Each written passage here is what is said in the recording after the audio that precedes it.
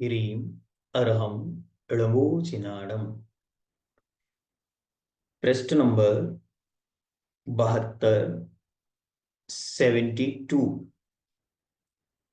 Paragraph number 173। इसके पूर्व सामान्य से 5 ज्ञान ही प्रमाण हैं, इस प्रकार का कथन हुआ। अब आगे वह किस रूप में प्रमाण है, इसका उल्लेख पूज्यवर करते हैं। पहले कहे गए 5 कारक के ज्ञान 2 प्रमाणों में आ जाते हैं।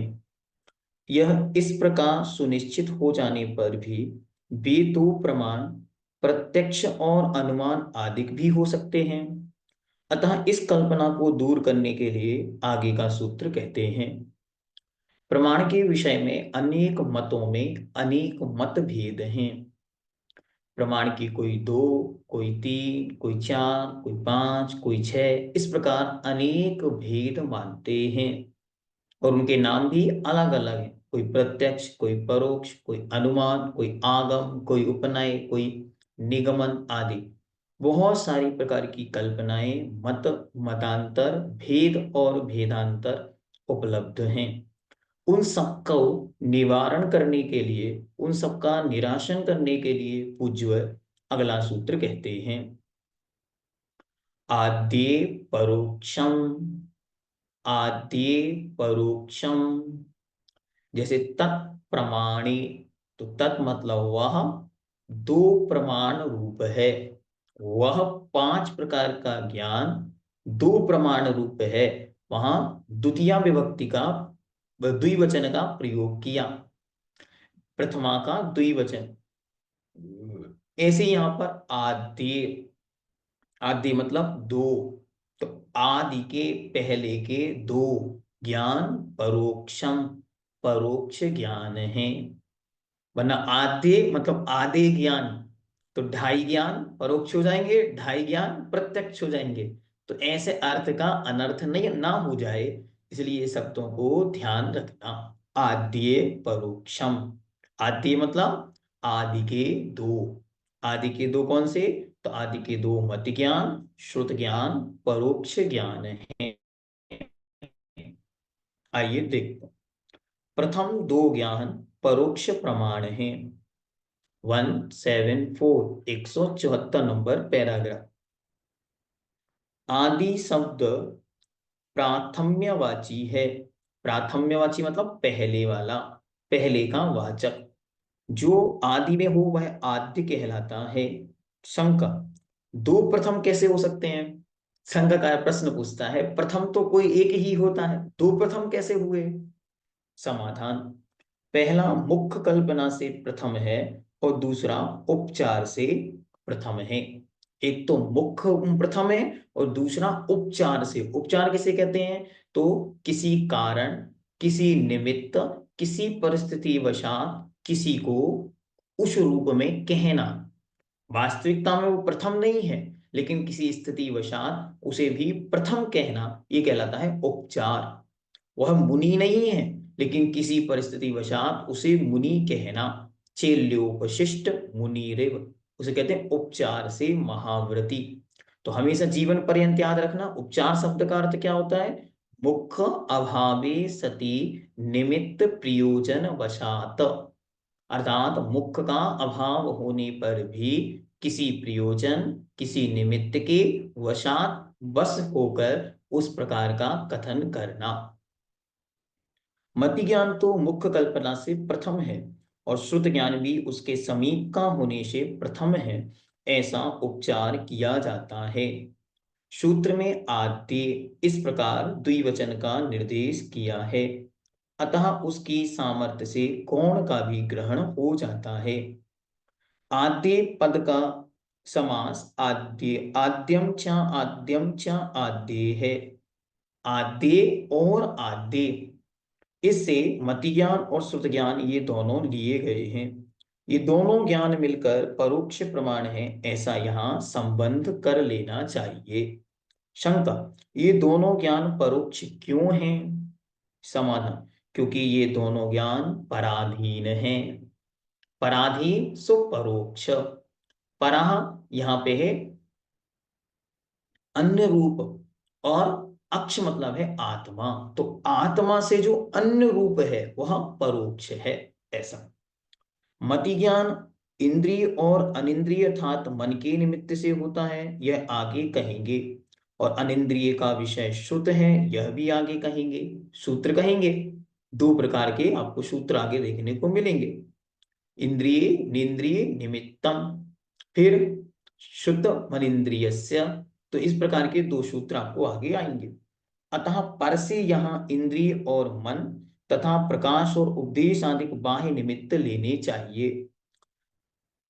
तात्पर्य यह है कि मति ज्ञानावरण और श्रुत ज्ञानावरण कर्म के क्षयोक्षम की अपेक्षा रखने वाले आत्मा के इंद्रिय और मन तथा प्रकाश और उपदेश आदि बाह्य निमित्तों की अपेक्षा मति ज्ञान और श्रुत ज्ञान उत्पन्न होते हैं, ये परोक्ष कहलाते हैं।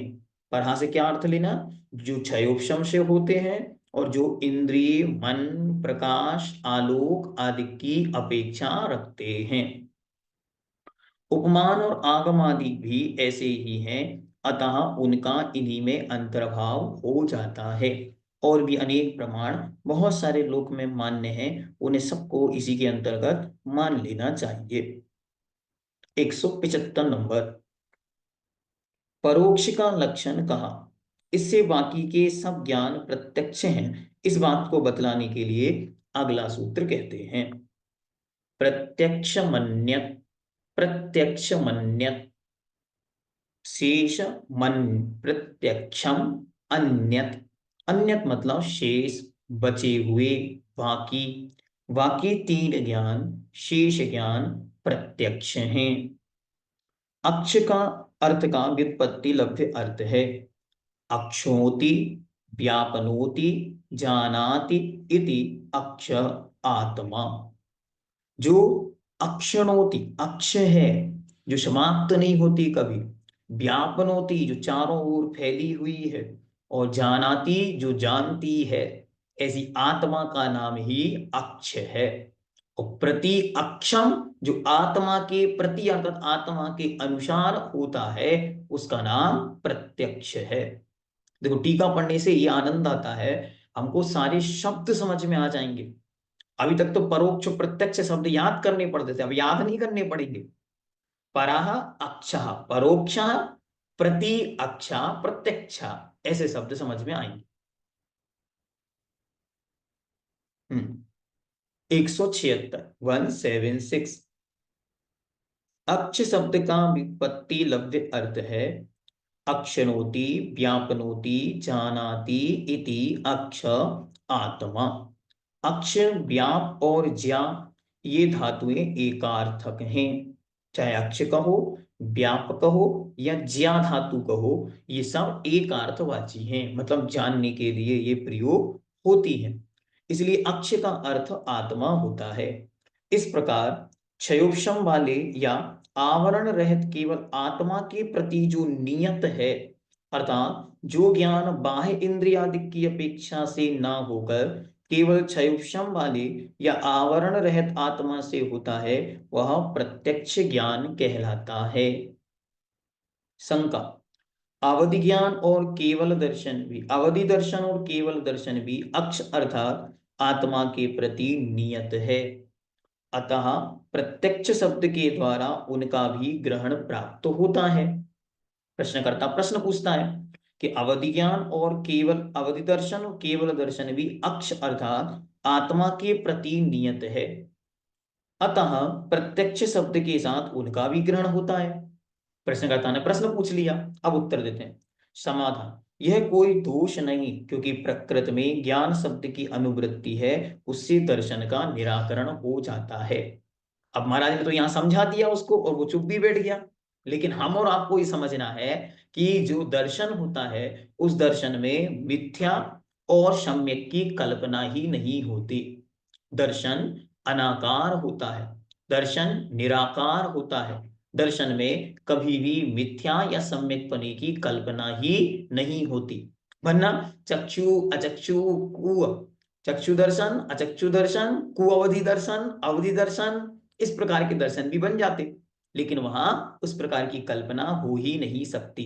इसीलिए दर्शन संबंधी चर्चा की ही नहीं। ठीक है, आगे शंका, यद्यपि इससे दर्शन का निराकरण हो जाता है तो भी विभंग ज्ञान केवल आत्मा के प्रति नियत है, अतः उसका ग्रहण तो प्राप्त होता है। मानने वाला नहीं, वो कह रहा है कि अवधि ज्ञान तो आत्मा से है, तो उसे तो हम मानेंगे, कुअवधि को लेना ही होगा आपको। तो कहते हैं समाधान, यहाँ सम्यक पद का अधिकार है। सुनो, कुअवधि की बात मत करो, क्योंकि यहाँ प्रसंग किसका चल रहा है? यहाँ प्रसंग चल रहा है सम्यक पद का। अच्छी तरह ये शब्द याद कर लें, विभंग। जहां विभंग शब्द आएगा उसका अर्थ होगा कुअवधि। आगम में कुअवधि शब्द कभी भी नहीं आता। ठीक है, कुअवधि शब्द आगम का शब्द नहीं है, ऐसा मानकर विभंग याद रखो। जहां भी विभंग ज्ञान शब्द आएगा उसका मतलब होगा कुअवधि। कुअवधि को ही विभंग अवधि कहते हैं, या विभंग अकेला विभंग ज्ञान कहते हैं। अतः इसका निराकरण हो जाता है। तात्पर्य यह है कि इस सूत्र में सम्यक पद की अनुवृत्ति होती है, जिससे ज्ञान विशेष हो जाता है, इसलिए विभंग ज्ञान का निराकरण हो जाता है। सम्यक विशेषण है, ज्ञान सम्यक विशेषण है और ज्ञान उसका विशेष्य है, जिसकी विशेषता बतलाई जाती है। क्योंकि विभंग ज्ञान मिथ्या ज्ञान के उदय से विपरीत पदार्थ को विषय करता है, इसलिए वह समीचीन नहीं है, वह वास्तविक और यथार्थ नहीं है। शंका, जो ज्ञान इंद्रियों के व्यापार से उत्पन्न होता है वह प्रत्यक्ष है, और जो इंद्रियों के व्यापार से रहित होकर विषयों को ग्रहण करता है वह परोक्ष है। ध्यान से, जो इंद्रियों के व्यापार से उत्पन्न होता है वह प्रत्यक्ष है, ऐसा कौन मानता? ऐसा लोक में मानते। आपसे कोई पूछे कि आपको प्रत्यक्ष क्या है, तो आप कहेंगे हमारे लिए तो इस समय प्रत्यक्ष है आप, मतलब मैं। क्यों? क्योंकि हमारी आंखों से आप दिख रहे हैं। आप लोग तो यही कहते हैं ना, लोक में तो ये मानता है कि जो आंखों से दिख रहा है वो प्रत्यक्ष है, और जो आंखों से नहीं दिख रहा है वो परोक्ष है। आचार्य भगवंत विद्यासागर जी महाराज की प्रत्यक्ष कृपा से, तो प्रत्यक्ष में जब वो थे तब, अब क्या लिखते हैं? परोक्ष आशीर्वाद से। तो लोक में यह मान्यता प्रचलित है। तो वो उसी प्रश्न को पूछता है कि जो ज्ञान इंद्रियों के व्यापार से उत्पन्न होता है वह प्रत्यक्ष है, और जो इंद्रियों के व्यापार से रहित होकर विषय को ग्रहण करता है वह परोक्ष है। प्रत्यक्ष और परोक्ष का यह अविसंवादी लक्षण माना गया है।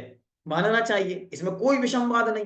दुनिया में जो आंखों से दिखता है वो प्रत्यक्ष होता है, और जो आंखों से नहीं दिखता वो परोक्ष होता है। फिर भी आपके यहाँ उल्टा क्रम क्यों चल रहा है? तो वो प्रश्न करता, बहुत तेज बुद्धि का है, हो सकता कटनी का हो, तो बड़ी तेज बुद्धि के साथ प्रश्न पूछ रहा है, और एक प्रश्न के बाद एक प्रश्न क्रमशः पूछता चला जा रहा। अब समाधान करते, समाधान, यह कहना ठीक नहीं, क्योंकि उक्त लक्षण के मानने पर आप्त के प्रत्यक्ष ज्ञान का अभाव प्राप्त होता है। आप्त के तो इंद्रियां ही नहीं है, क्योंकि क्षयोपशमिक होती है इंद्रियां, और मत ज्ञानावरण के क्षयोपशम से, वीर अंतराय के क्षयोपशम से इंद्रियां होती हैं, और आप तो भगवान के तो इंद्रियां है ही नहीं, क्योंकि उन्होंने तो मति ज्ञान का नाश कर दिया। तो क्षयोपशम सब समाप्त तो हो गए, इंद्रियां काम नहीं करती, तो फिर भगवान के तो कभी प्रत्यक्षपना आएगा ही नहीं। इसीलिए हम उसे प्रत्यक्ष नहीं मानते।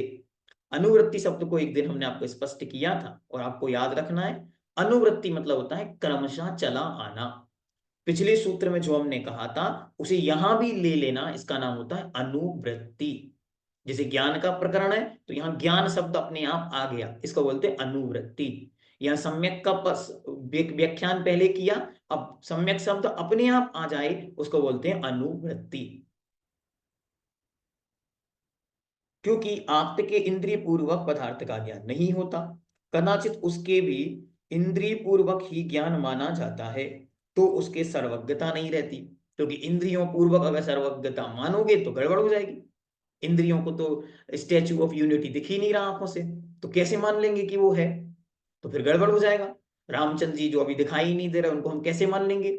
जो व्यवहित हैं, ढके हुए पदार्थ हैं, या अतीत में जो पूर्व हो चुके वो पदार्थ हैं, उनको हम कैसे मान लेंगे?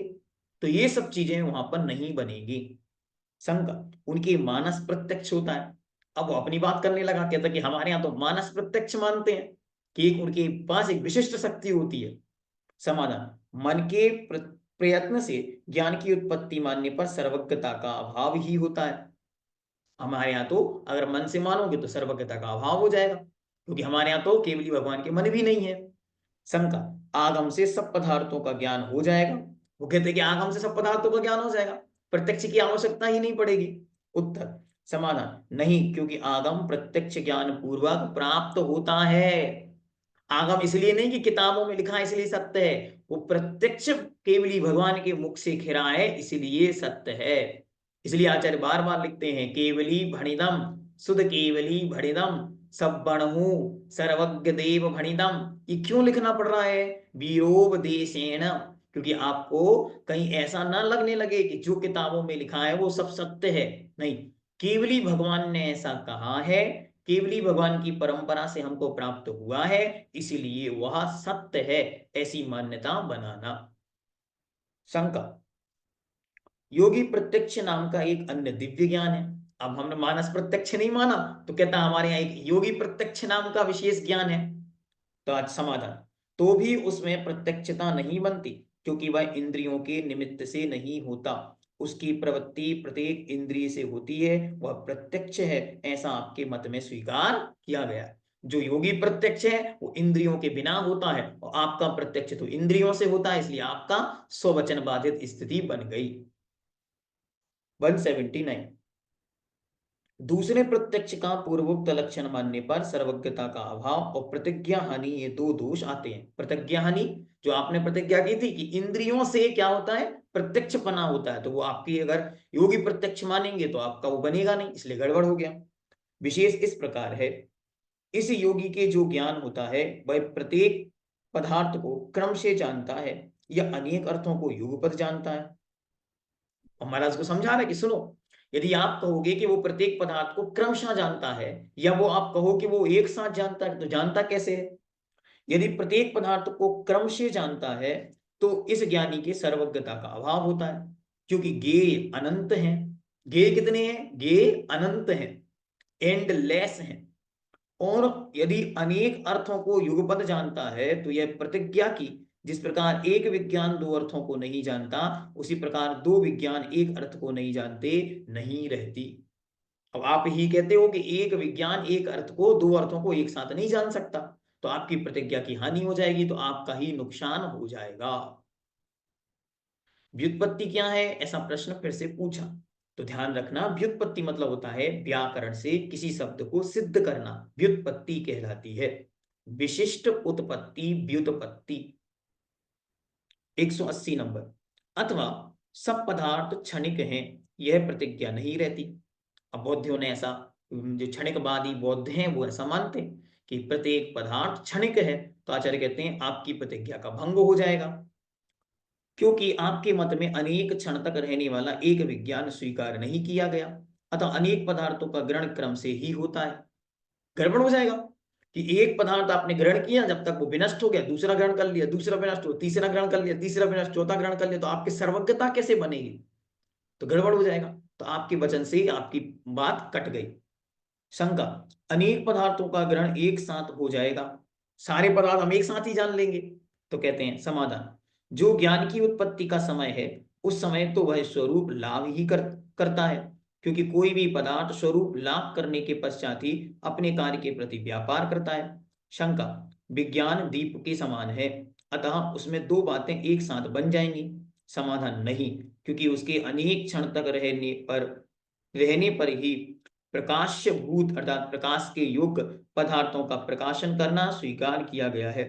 यदि ज्ञान को विकल्पातीत, विकल्पों से रहित माना जाता है, तो शून्यता की प्राप्ति हो जाती है। इस प्रकार उनका कथन किसी भी रूप में नहीं बनता। ना ही हम आपके इंद्रिय प्रत्यक्ष को मानेंगे, ना ही हम आपके मानस प्रत्यक्ष को मानेंगे, ना ही हम आपके योगी प्रत्यक्ष को मानेंगे, और इन तीनों का खंडन आचार्य महाराज ने क्रमशः किया है। विशेषार्थ एक बार इसको देखते हैं। इस सूत्र में कौन कौन सा ज्ञान प्रत्यक्ष है यह बतलाया गया है। प्रसंग से इसकी टीका में इन विशेष बातों पर प्रकाश डाला है। पहला, अक्ष शब्द का अर्थ, प्रत्यक्ष शब्द की व्युत्पत्ति, अक्ष शब्द का इंद्रिय अर्थ इंद्रिय या मन की निमित्त कर, प्रत्यक्ष शब्द का लक्षण करने पर क्या दोष आते हैं इनका, क्योंकि बहुत सारे लोग इस प्रकार भी प्रत्यक्ष मानते। आगम से सर्वज्ञता नहीं बनती, किंतु आगम प्रत्यक्ष पूर्वक ही प्राप्त होता है, इसका निर्देश। बहुत सारे लोग ये सब मानते हैं कि भैया तुम तो किताबों से सर्वज्ञता प्राप्त कर लो। उन्होंने कहा किताबों से सर्वज्ञता नहीं आती, अभी तो सर्वज्ञता से किताबें आती हैं। आप तो पग मलुल्लंघ आदि सूत्र भी उन्होंने दिया है। बौद्धों के द्वारा माने गए प्रत्यक्ष के लक्षण को स्वीकार करने पर क्या दोष प्राप्त होते हैं, इसकी चर्चा। प्रसंग से बौद्धों की यहाँ सर्वज्ञता कैसे नहीं बनती और प्रतिज्ञा हानि दोष कैसे आता है, इसका निर्देश। तीसरी बात को स्पष्ट करते हुए जो कुछ लिखा गया है उसका भाव यह है कि प्रत्यक्ष ज्ञान को इंद्रिय निमित्तक या मन निमित्तक मानने पर सर्वज्ञता नहीं बनती। ये हमने आपको अच्छी तरह समझा दिया। इंद्रियों से और मन से जानने पर सर्वज्ञता नहीं बनेगी, क्योंकि सर्वज्ञ के वह होता ही नहीं, और यदि होता है तो फिर सारे विषयों का ग्रहण नहीं होगा, इसलिए फिर वहां पर दिक्कत आ जाएगी। वेद ही भूत भविष्य वर्तमान दूरवर्ती सूक्ष्म इत्यादि पदार्थों का अर्थों का ज्ञान करने में समर्थ है। इसी से सकल पदार्थों का ज्ञान हो जाता है, इसलिए इंद्रिय जन ज्ञान और मनोजन्य ज्ञान को प्रत्यक्ष मानने में कोई आपत्ति नहीं, ऐसा मीमांसक मानते हैं। परंतु उनका ऐसा मानना समीचीन नहीं, क्योंकि आगम प्रत्यक्ष ज्ञान के बिना नहीं बन सकता। जो वेद आदि में लिखा है सब काल्पनिक है।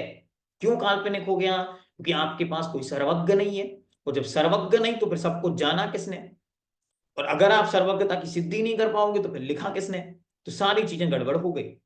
यह बात चौथी विशेषता द्वारा बतलाई गई है। बौद्ध भी अक्ष का अर्थ इंद्रिय करके इंद्रिय जन्य ज्ञान को प्रत्यक्ष मानते हैं। सुनो, बहुत सारे लोग प्रत्यक्ष का अर्थ इंद्रिय जन्य, इंद्रियों से उत्पन्न जो आंखों से दिख रहा है उसे प्रत्यक्ष मानते हैं, परंतु उनका ऐसा मानना क्यों समीचीन नहीं, यह पांचवी विशेषता द्वारा बतलाया गया है। शेष कथन सुगम है। सुगम मतलब सरल है। चलो अब आगे मति ज्ञान के भेद प्रभेदों की चर्चा करते हैं।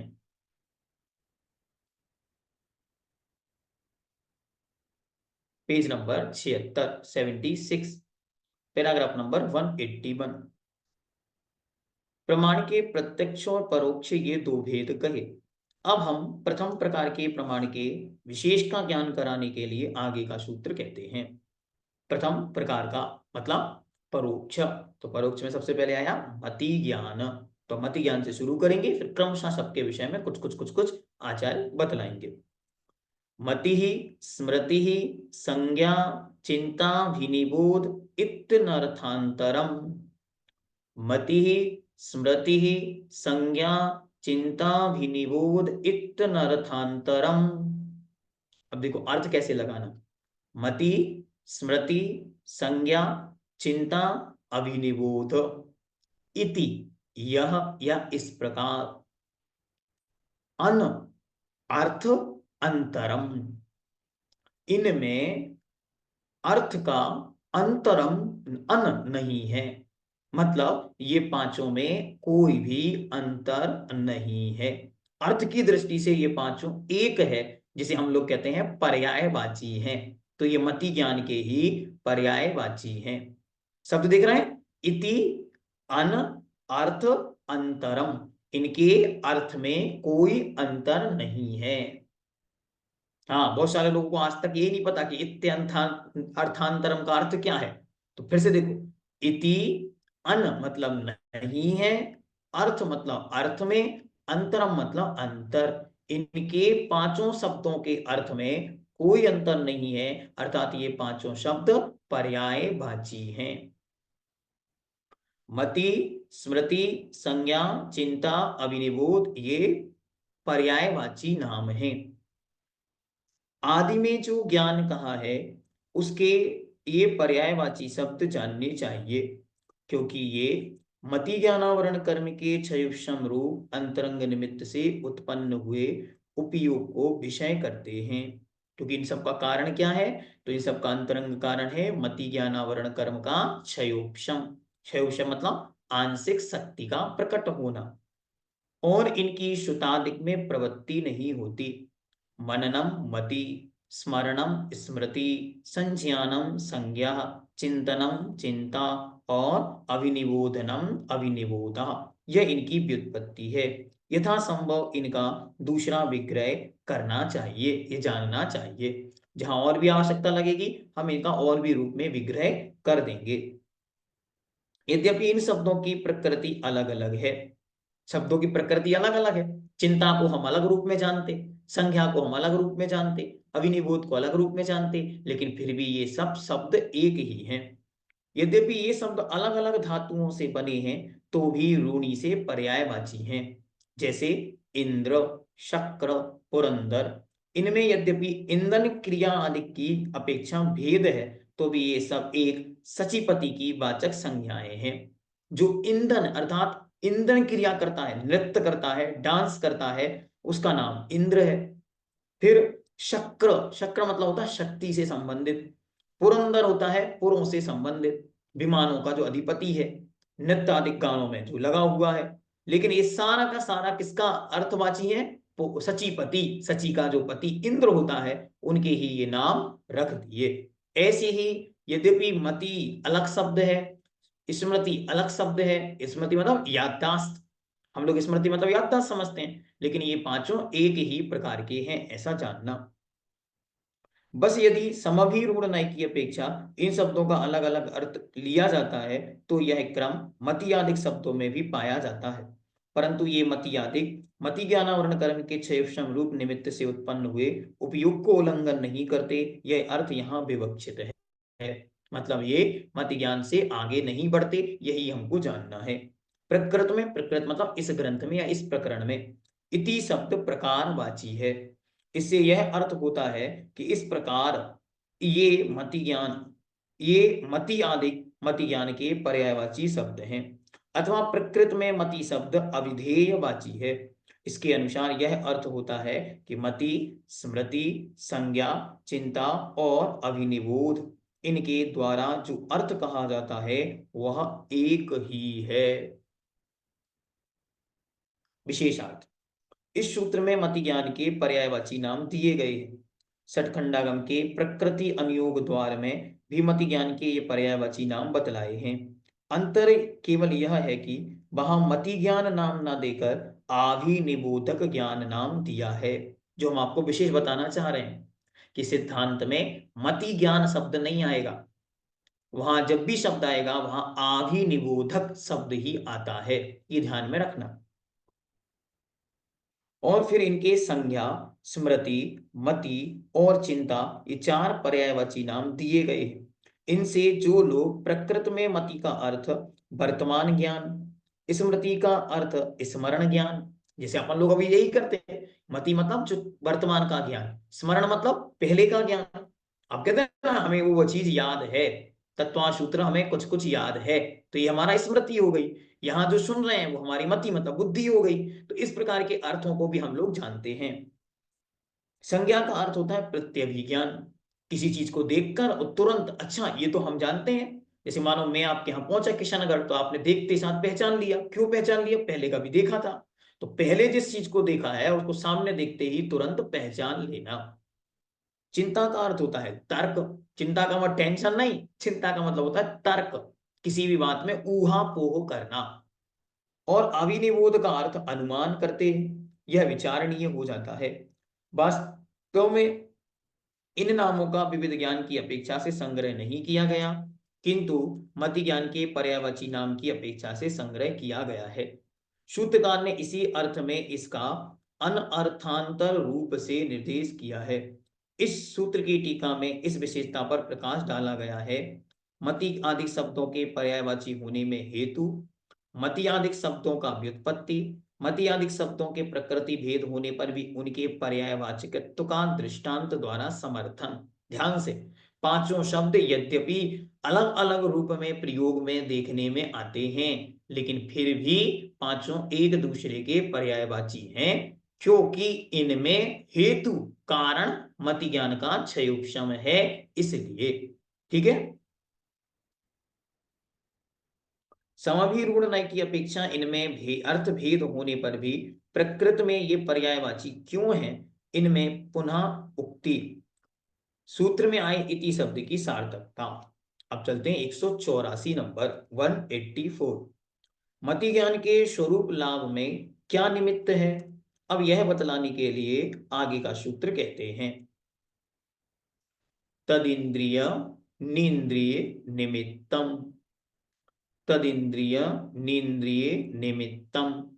आपकी किताब में ना में छुटी की मात्रा नी ऐसा छूट गया, तो उसको ध्यान में रख के, वह तत्, तत् शब्द है ना, तद, तद मतलब तत्, तत् मतलब वह कौन? मति ज्ञान, जिसके ऊपर हमने चर्चा की। वह इंद्रिय अर्थात इंद्रिय और अन इंद्रिय, जो इंद्रिय नहीं है लेकिन इंद्रिय जैसा काम कर रहा है, या जिसके बिना इंद्रियां काम नहीं कर रही हैं, उसका नाम है अनिंद्रिय, मतलब मन के निमित्तम, निमित्त से होता है। वह मति ज्ञान कैसे होता है? तो इंद्रिय और अनिंद्रिय के निमित्त से होता है। अनिंद्रिय मतलब ईसत इंद्रिय, जो वास्तविकता में तो इंद्रिय नहीं है लेकिन इंद्रियों से बढ़कर काम करता है, और इंद्रियां जिसके आश्रय से काम करती हैं उसका नाम है अनिंद्रिय मन। अब इंद्रिय शब्द कैसे बना बताते। इंद्र शब्द का व्युत्पत्ति लभ्य अर्थ है इंदति इति इंद्राः, जो आज्ञा और ऐश्वर्य वाला है वह इंद्र है। इंद्र शब्द का अर्थ आत्मा है। यह यद्यपि ज्ञा स्वभाव है अर्थात जानने वाला है, तो भी मति ज्ञानावरण कर्म के क्षयोक्षम के रहते हुए स्वयं पदार्थों को जानने में असमर्थ है। ध्यान से, यद्यपि आत्मा में जानने की शक्ति है लेकिन इंद्रियों की सहायता के बिना नहीं जान सकता। अतः उसको पदार्थ को जानने में जो लिंग कारण निमित्त होता है वह इंद्र का लिंग इंद्रिय कही जाती है।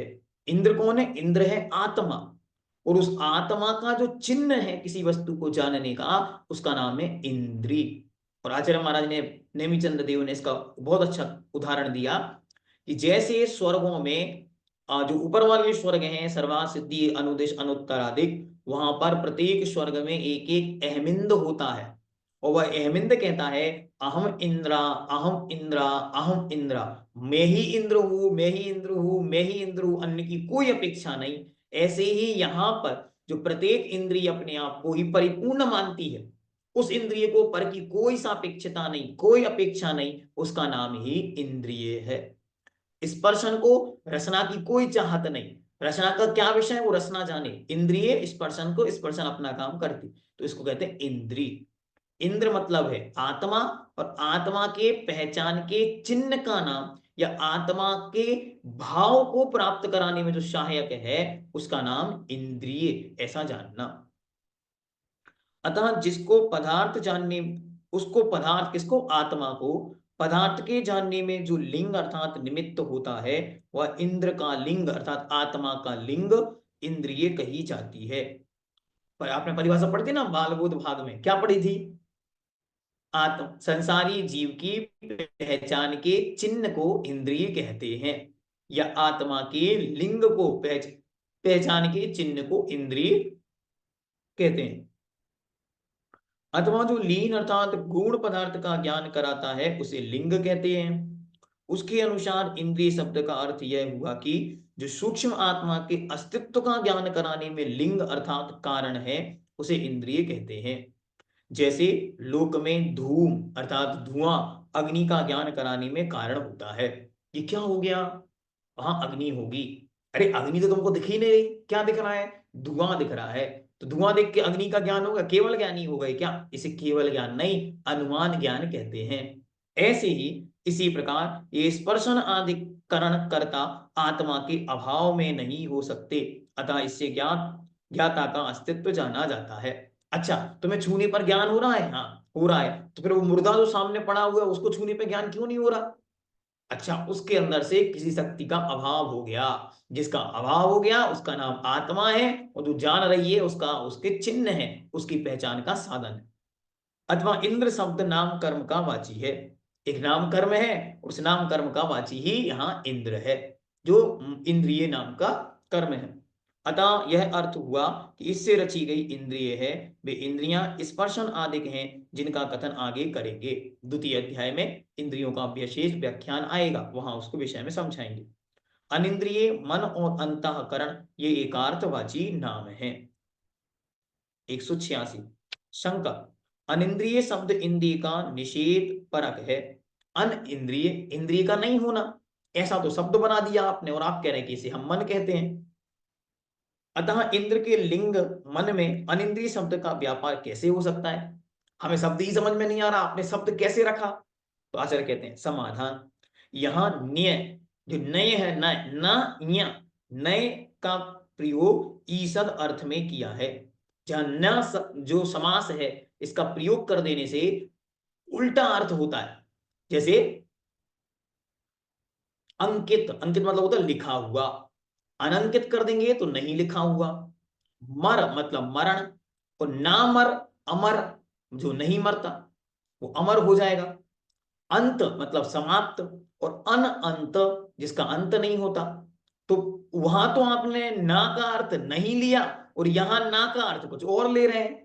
तो अन का अर्थ तो नहीं होता, तो इंद्रिय के बिना ऐसा अर्थ होना चाहिए था, लेकिन ये मन अर्थ कैसे हो गया? तो आचार्य उसको समझाते। क्वेश्चन समझ में आया? शब्द क्या है? अन इंद्रिय। तो वो पूछ रहा है कि अन मतलब होता है नहीं, और इंद्रिय मतलब इंद्रिय, तो इंद्रियों का नहीं होना तो अन इंद्रिय समझ में आता है। लेकिन आप तो कह रहे हैं कि अनिंद्रिय मतलब मन, ऐसा क्यों? तो अब आचार्य समाधान करते हैं। यहां नय का प्रयोग ईसत अर्थ में किया। ईसत इंद्रिय अनिंद्रिय, जैसे अनुदरा कन्या। इस प्रयोग में जो अनुदरा शब्द है, उसे उदर का अभाव रूप अर्थ ना लेकर ईसद अर्थ लिया गया है। उसी प्रकार प्रकृति में जानना। उदाहरण देते महाराज, हमने कहा अनुदरा। अनुदरा मतलब, उदरा मतलब होता है पेट, उदर मतलब होता है पेट, और अनु मतलब होता है पतला, स्लिम बॉडी। तो ये लड़की तो पेट से रहत है। कहते ना पेट और पीठ एक हो रही है इसकी, स्लिम बॉडी जिसको बोलते, तो उसको क्या बोलते हैं? अनुदरा। तो मतलब ये नहीं हुआ कि उसका पेट नहीं है, पेट तो है लेकिन अत्यंत पतला पेट है। ऐसे ही यहां पर अनिंद्रिय का मतलब इंद्रियों से रहत नहीं, बल्कि इंद्रिय तो है लेकिन ईसत है, जो वास्तविक इंद्रिय तो नहीं है, लेकिन इंद्रियों में कहीं ना कहीं सहायक है। समझ में आ रहा है? प्रसंग समझो। अनुदरा है इस प्रकार, एकदम स्लिम बॉडी, इसको नाम दे दिया। अब वो स्लिम बॉडी, पेट और पीठ एक हो रही है, ऐसा आप लोग बोलते हैं भाषा में। कोई लड़की देखने जाते ना, तो कहते इतनी दुबली पतली लड़की है जिसकी पेट और पीठ एक हो रही है, उसको क्या शब्द देते? अनुदरा। तो अनु मत अन उदरा, उदरा मतलब पेट, अन मतलब नहीं, तो जिसके पेट नहीं है ऐसी लड़की। अब बिना पेट की कोई लड़की होती क्या? तो उन्होंने कहा बिना पेट की लड़की ना जान के ईसत जिसका पेट अत्यंत सूक्ष्म है, या आकार में बहुत भारी नहीं है, ऐसी लड़की जानना। ऐसी यहां पर अनिंद्रिय का मतलब इंद्रियों से रहत नहीं, अपितु थोड़ी सी इंद्रियां, ईसत इंद्रिय, किंचित इंद्रिय जानना। शंका, अब फिर वो तो मानने वाला तो है ही नहीं, तो कहता है फिर से शंका। अनिंद्रिय में नय का निषेध रूप अर्थ ना लेकर ईसत अर्थ कैसे लिया? ठीक है, हमने नए समाज से ना अर्थ ना लेकर ईसद अर्थ मान लिया, लेकिन कैसे लिया ये समझाइए। तो समाधान, ये इंद्रियां नियत देश में स्थित पदार्थ को विषय करती हैं और कालांतर में अवस्थित रहती हैं, किंतु मन इंद्र का लिंग होता हुआ भी प्रतिनियत देश में स्थित पदार्थ को विषय नहीं करता और कालांतर में अवस्थित नहीं रहता। देखो, इंद्रियों का विषय नियत है, स्थान नियत है, लेकिन न मन का स्थान नियत है, न मन की प्रवृत्ति नियत है। वो चखता भी है, वो सूंघता भी है, वो सुनता भी है, वो देखता भी है, तो उसका विषय नियत नहीं है। और मन का कोई स्थान भी नियत नहीं है। यद्यपि भाव द्रव्य मन यहां बना हुआ है, लेकिन फिर भी भाव मन का कोई स्थान नियत नहीं, इसलिए वहां इंद्रिय होते हुए भी इंद्रिय नहीं है। यह आचार्य समझा रहे एक एक शब्द को। आगे यह अंतःकरण कहा जाता है। इसे गुण और दोषों के विचार और स्मरण करने आदि कार्यों में इंद्रियों की अपेक्षा नहीं लेनी पड़ती। विशेषता है इसकी, किसको, इंद्रियों की सहायता नहीं लेनी पड़ती, बिना इंद्रियों की सहायता के ये काम करता है। ये तथा चक्षु आदि इंद्रियों के समान इसकी बाहर उपलब्धि भी नहीं होती। बाहर में आपको दिख रही आंखें, हाँ है, मन कहाँ है नहीं पता। इसीलिए यह अंतर्गत करण होने के कारण अंतःकरण कहलाता है। करण मतलब इंद्रियां, इनके अंतः स्थित होने से अंतःकरण कहते हैं। इसलिए अनिंद्रिय में नए समास का निषेध अर्थ ना लेकर ईसद अर्थ लिया गया है। 188 सूत्र में तत्पद किस लिए दिया, कहते हमें तो ये समझ में नहीं आ रहा आपने तत्पद क्यों दिया। तो उत्तर, समाधान, सूत्र में तत्पद मति ज्ञान का निर्देश करने के लिए दिया। शंका, मति ज्ञान निर्देश का अनंतर किया ही है और ऐसा नियम है कि विधान या निषेध अंतर्वर्ती पदार्थ का ही होता है। अतः यदि सूत्र में तत्पद ना दिया जाता तो मति ज्ञान का ग्रहण होता, क्योंकि इसके पहले वाले सूत्र में मति स्मृति आदि का प्रसंग चल रहा था, तो आप नहीं भी देते तो भी हमें तो समझ में आ ही रहा था। तो महाराज कहते हैं समाधान, इस सूत्र के लिए और अगले सूत्र के लिए तत्पद का निर्देश किया है। हाँ, मात्र इसके लिए नहीं, अगला सूत्र और आ रहा है अवग्रह आदि, उसके लिए भी हमने यहीं पर तत् शब्द दे दिया कि दोनों में एक साथ तत् को जान लो। मति आदि पर्यायवाची शब्दों के द्वारा जो ज्ञान कहा गया है वह इंद्रिय और अनिंद्रिय के निमित्त से होता है, और उसी के अवग्रह, इहा, अवाय और धारणा ये चार भेद हैं। इसीलिए पूर्वोक्त दोष प्राप्त नहीं होता। यदि तत्पद ना दिया जाए तो मति आदि पर्यायवाची नाम प्रथम ज्ञान के हो जाएंगे और इंद्रिय अनिंद्रिय के निमित्त से होने वाला ज्ञान शुद्ध ज्ञान कहलाएगा, और इसी के अवग्रह या अवाय धारणा ये चार भेद प्राप्त होंगे। इस प्रकार अनिष्ट अर्थ के संबंध की प्राप्ति होगी। अतः इस अनिष्ट संबंध अर्थ के संबंध के निराकरण के लिए सूत्र में तत्पद का निर्देश करना आवश्यक है। इत्ते अलम, आज महाराज ने खूब सारी बातें नई नई सूत्रों के विषय में बतला दी। पूर्व में जो विषय हमने नहीं भी जाने वो क्रमशः हमारे दिमाग में आएंगे। तो इसलिए पहला अध्याय थोड़ा सा, क्योंकि इसमें आचार्य ने पगे पगे मतलब कदम कदम पर, पदे पदे भी कहते हैं पगे पगे भी कहते हैं, अन्य मतों का कथन कर कर उनका निराशरण किया है, उनको दूर किया है, उनका खंडन किया है। तो इसे कहते हैं खंडन मंडन की परंपरा। उनकी बात को पहले रखेंगे और फिर उनकी बात को काट देंगे। तो दोनों बातें उन्होंने यहाँ पे सिद्ध करके हर एक बात को समझाने का प्रयास पुरुषार्थ किया है। ठीक है, इसलिए ये कुछ विषय थोड़ा सा क्लिष्ट होता है। तो परमत का विषय हम आपको सामने रख रहे हैं, बराबर आप उसको समझो कि कौन विषय, कौन किस विषय में क्या कहता है, और फिर जिन शासन उसके लिए उसका क्या उत्तर देता है। जैनम जयतु शासनम।